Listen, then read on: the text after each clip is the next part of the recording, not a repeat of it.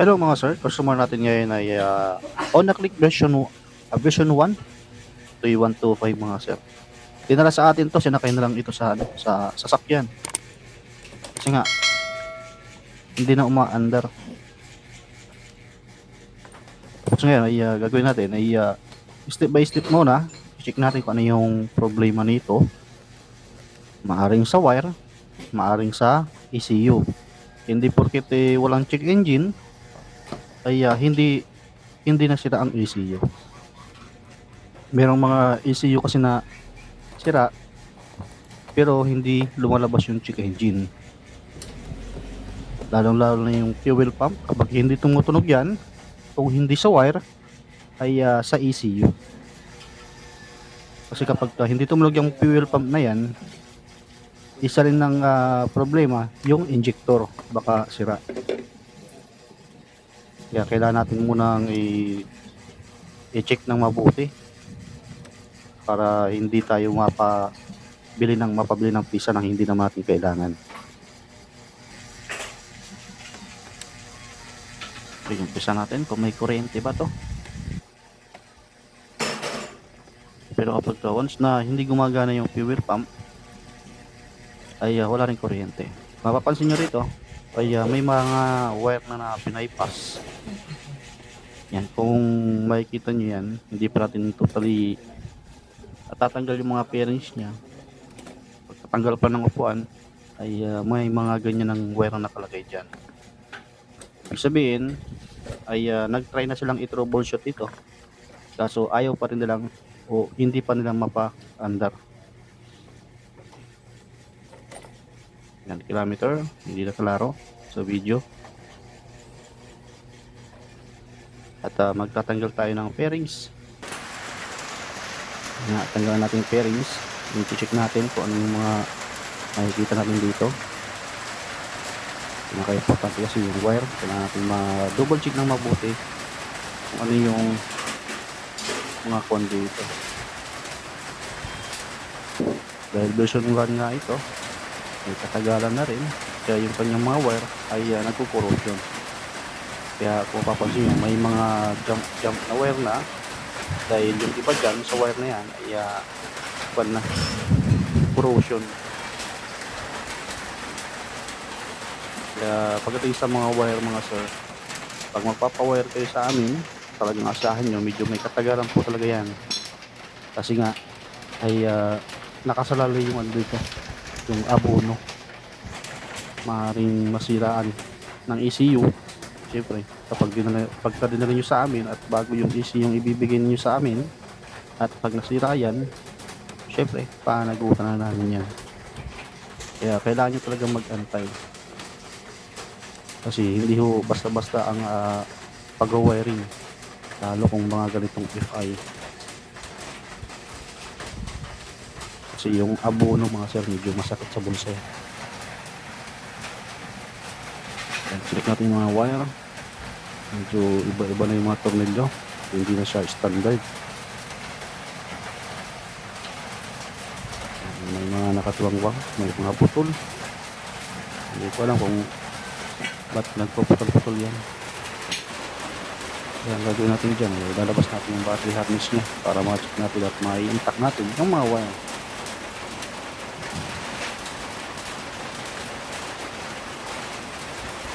Tatanggalin natin ito. Tapos i-spray natin ng contact cleaner. Yun kasi ang ginagamit natin pang spray sa mga wire. More lang naman yung contact cleaner, kaya huwag nyo lang ipirin. Pag yung gagamit ang WD-40 kasi nakakasira po ng wire.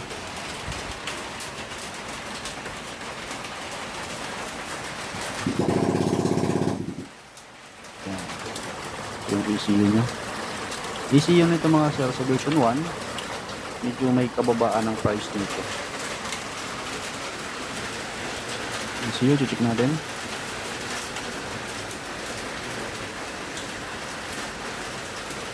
Yan, kung may shortage pa sa likod. Yung sabihin kasi mga sir, wala siyang shortage, pero sira.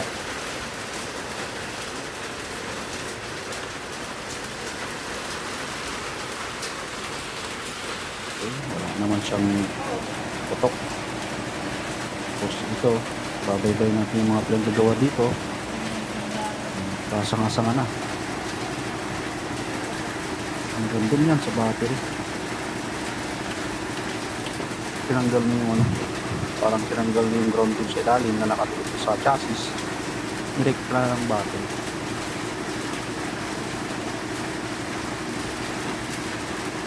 Ground po yan, yung green ground.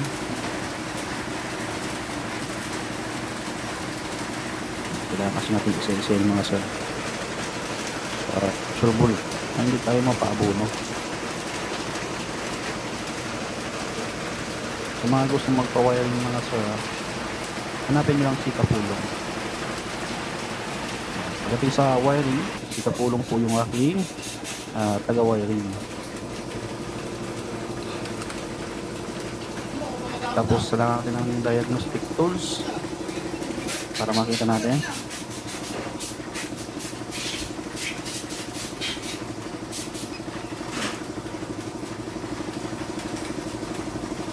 Okay, pantay lang.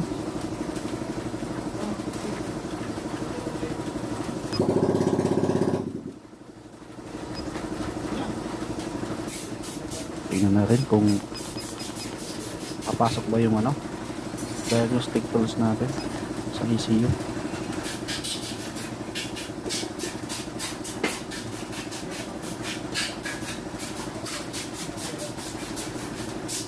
O yan o, communication fail.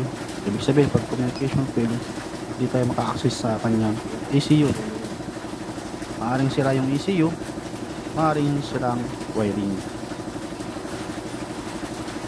Pero pinaka-importante dyan, dapat tumutunog yung fuel pump. Yan, gagawin natin ay magtatry tayo ng ECU. Kailangan mapatunog natin yung fuel pump. Pag tumunog yung fuel pump, ibig sabihin sira na yung ECU. So pag ito magsara ng ECU, check muna natin itong mga wire niya para hindi rin maapektuhan ng ECU isa sa lang natin. So kapag ito nang nag-work na siya, ilagyan i-close mo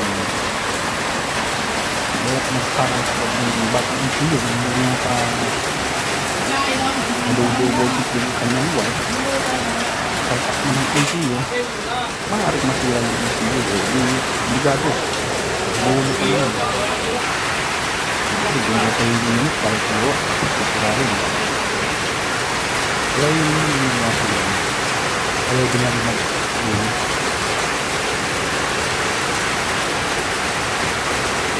Kaya pinag-buting na ko mag-buting. Bago na ko yung buwan. Mga word nito ko yung pakagawan. Yung nakagapang pa. Yung gagamba.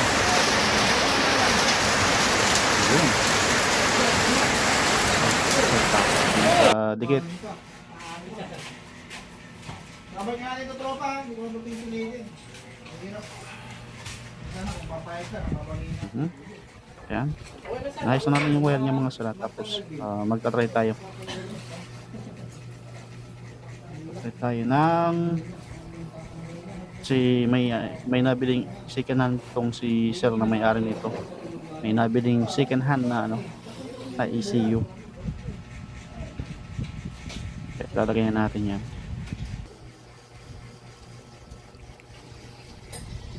Para makita natin kung tutunog na yung fuel pump. Okay, pasok, pakulong. ECU na bagong sikanan. ECU na bago sa kanan. Brand yung second hand.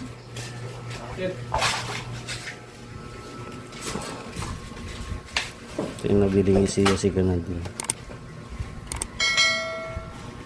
Kaya natin tutunog na yung fuel pump.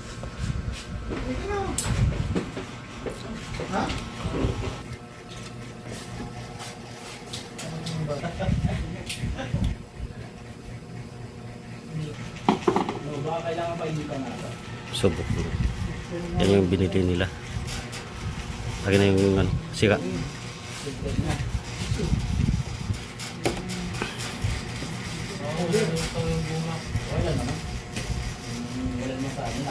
Mapasakin. Isa naman sa ano, baka masira lalo itong yung niya. Titingnan natin kung tutunog na yung fuel pump. Buksan mo susi. Yun, lakas na ng tunog. Isa pa. Yeah, wala magsabi niyan ha. Yun, mabilis na. Ngayon, tingnan natin kung aandar na. Pogi. Yun, huwag mo lang. Yung kuryente na lumalabas sa ignition coil. Ngayon, susubukan natin yung dalawang wire na to kung may kuryente ito, may pumapasok kasi may mga iwa na rin. Butin mo nung yung ano, yung black white.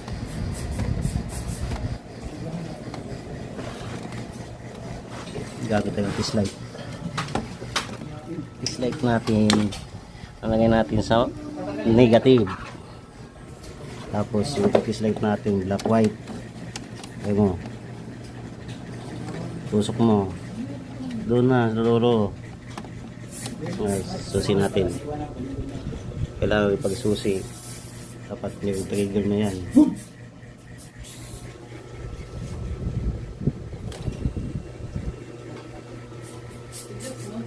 Ayan.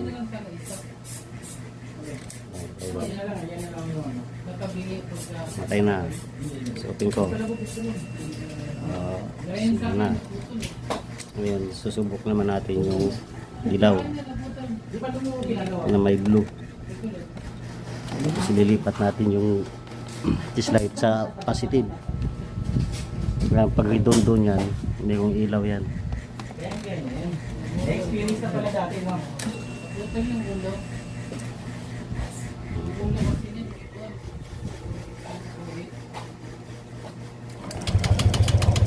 Wala siya kuryente. Kaya tilipat ko sa negative. Light. Start. Wala pa rin. Posibilidad na putol to. Yung linya nito, yung dilaw na may blue. Posibilidad na putol to kasi iniwaan na ito ng unang gumawa.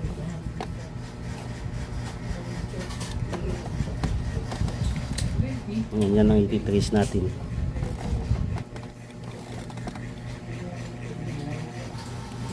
Bubuksan ko yung susi tapos kailangan pagka-push start na ilaw yan. Ngayon, ilaw. Ngayon, aandar yan. Magkaroon na ng kuryente. Diba? Wow. Oh, wow. Pag tinanggal ko yung light, mamamatay yan. Tuloy na. Tuloy dyan sa buhay. Tuloy na. Patay mo. Nagkaman na.